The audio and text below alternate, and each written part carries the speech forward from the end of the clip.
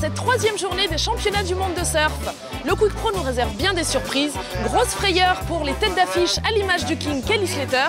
Seul Tache-Boro, le deuxième mondial, parvient à tirer son épingle du jeu. Bianca, je suis avec Johan Duru, l'homme qui a créé la surprise justement. Salut Johan, est-ce qu'on peut dire quelque part que tu es le local de l'étape? Ouais, j'habite à Andres et je suis au club à Hossegor qui est juste derrière depuis que je surfe. Donc je surfe toujours ici avec tous les potes d'Hossegor.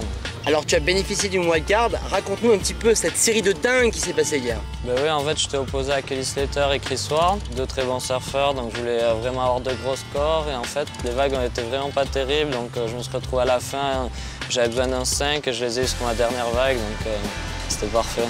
Qu'est-ce que ça fait de sortir un homme comme Kelly Slater quand même qui est en passe de gagner un 9e titre? Ça fait vraiment plaisir, je m'y attendais pas, je suis hyper content et ça fait vraiment du bien au moral aussi.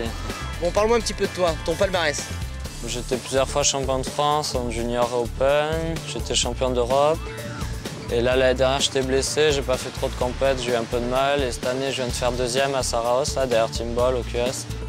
Tes objectifs sur Pro France, c'est à plus long terme? Et là, pour cette année, j'espère aller le plus loin possible et m'amuser. Et après, j'aimerais bien me qualifier cette année et pouvoir revenir l'année prochaine en tant que surfeur WST. Bon, alors la suite, c'est quoi, ton prochain tour? Demain, je retombe contre Kelly, mais 1 contre 1 cette fois-ci. Et alors, tendu? Non, pas trop. Moi, ça compte pas pour moi, cette compétition. Donc, c'est juste pour m'amuser. Je vais sans pression, je veux juste surfer à mon meilleur niveau. Bah écoute, c'est tout ce qu'on te souhaite. Ok, merci beaucoup. Derrière moi, le Beach Marshall, c'est-à-dire l'endroit où les surfeurs récupèrent leur lycra avant de filer à l'eau. Après l'hécatombe du premier tour, voyons voir où en sont les têtes d'affiche ainsi que nos petits Français.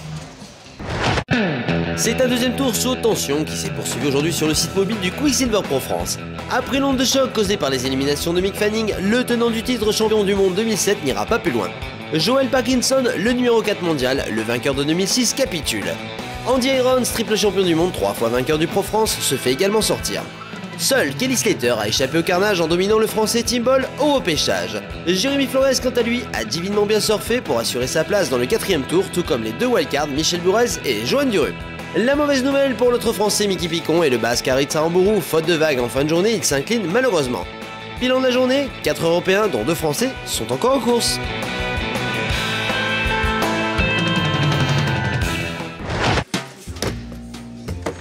Mais qu'est-ce qui t'arrive, mon petit Franck? Mais comment ça, qu'est-ce qui m'arrive? Tu vois pas? Il n'y a plus de rampe, Tony Hawk il est parti et en plus il m'a même pas dit au revoir. Bon écoute, j'ai une petite surprise pour toi. On se quitte en images avec le Boom Boom Hug Jam. Tony et ses amis ont mis le feu sur la place des Landais. Comment je te kiffe? Allez, tchuss!